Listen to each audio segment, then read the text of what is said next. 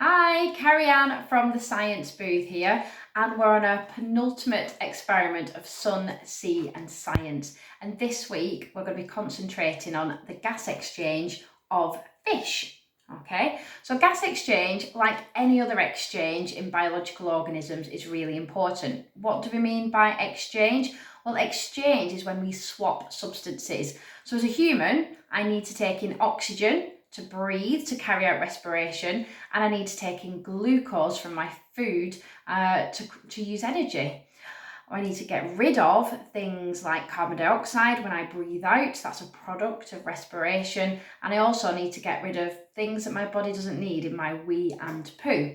Now, as you know, if I go underwater, I'm not like a fish. I can't breathe underwater. I can't exchange the oxygen because my lungs are designed, they evolved to work in a gaseous environment in the air around us. Fish, on the other hand, they're really good at being able to get oxygen out of the water.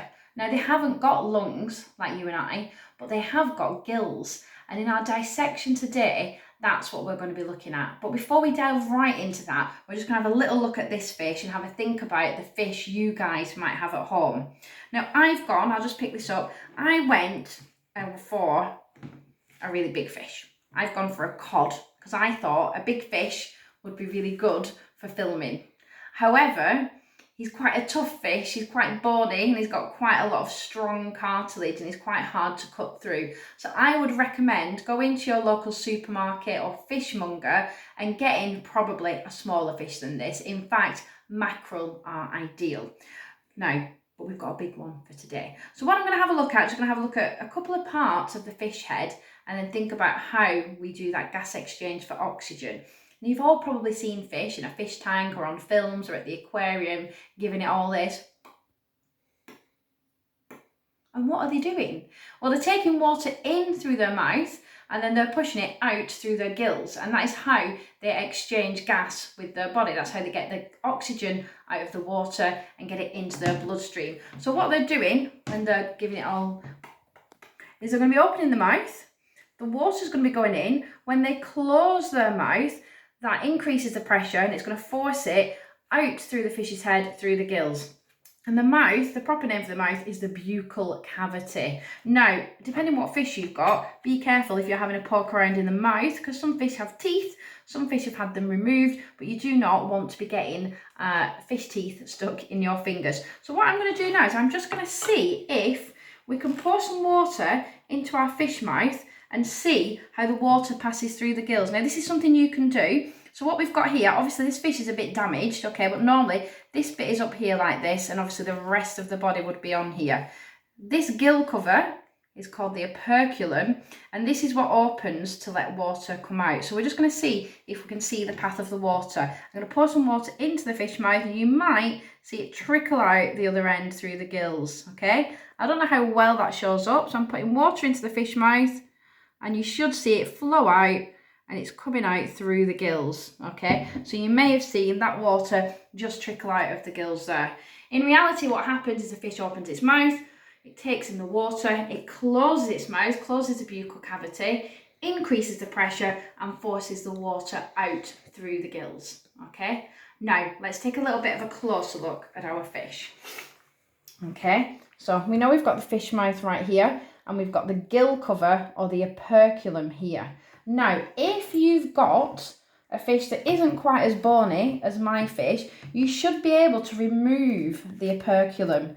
Now, I can't remove this full gill cover. What I'm going to do is kind of show you where to cut. So on your fish, if you cut along the gill cover or the operculum all the way along there, I'm not going to be able to remove it. I'll have a little go with the scissors, but he's very tough, full of cartilage and full of bone. I'm just going to see if I can get in a little bit just to kind of open him up, but he is very tough and very strong, okay? So you should, if you've got a smaller fish, you should be able to remove that completely, but I'm just going to kind of prop that open, okay? And what we can see underneath here, I think I'll get my tweezers out, is we can see all these sort of feathery sort of substances here.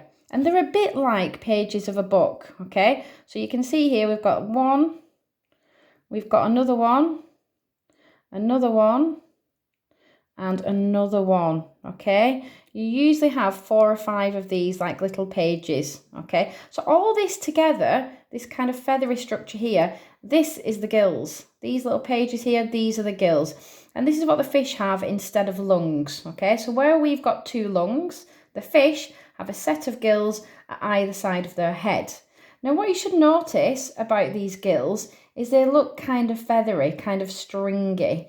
And the reason why that is because it increases the surface area. Because whenever we're exchanging substances, we need to make that area as big as possible. If this was just one piece like a leaf, it wouldn't have all these little bits in between exposed. And all these little bits that are exposed in between mean that more oxygen can get into our gills. So what happens is when the water's pushed through the fish's mouth into the gills, it passes over here, over all these feathery bits before it leaves the gills, and any oxygen in the water comes into contact with the gills.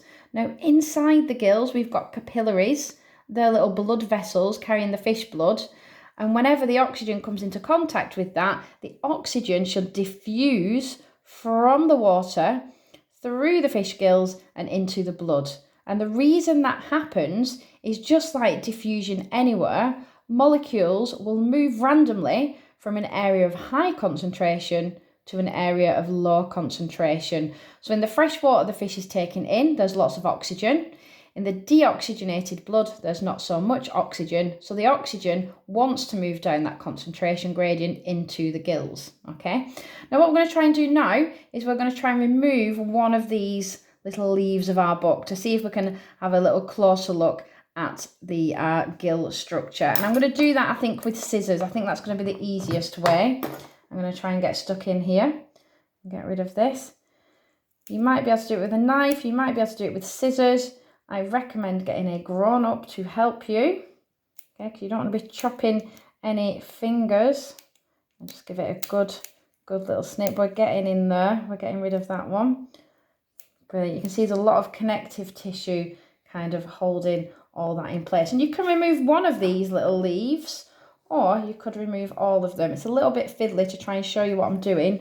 I'm just going to get in there and try and get that one out. I don't know how well you can see what I'm doing. So we're just going to get in there and try and get that out. Once we've loosened it a little bit, we're nearly there. We'll just get right in. Nearly there now. And lift that up and get underneath. Brilliant. There we go. I'm just going to put the fish to one side and I'm going to bring my bowl of water over. And the reason why I'm bringing a bowl of water over, it doesn't show as much on a big fish, but this is really useful if you're looking at a little fish. So on our gills, and this is just one of the leaves of our gills, we've got these little stringy bits here, which I said were a bit like a feather. These are called gill filaments, and the bit that's holding it all together is called a gill arch, or it's sometimes called a rake as well. So you can see it looks a little bit like a rake, and this is quite tough, sort of bony, cartilagey stuff.